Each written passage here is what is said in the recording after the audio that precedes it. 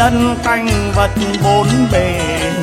Thuyền từ sông Hóa treo về Lạng Sơn, qua Kiệt cùng dập dờn sông nước, lên đồng đăng biên giới Bắc Nam. Có phen chính ngự sơn trang tí hà.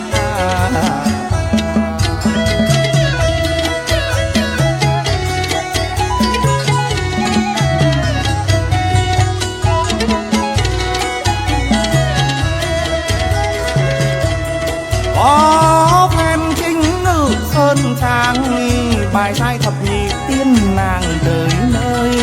Chuông ba tiếng một hồi trống dục, bộ sơn thần trầu rực đôi bên.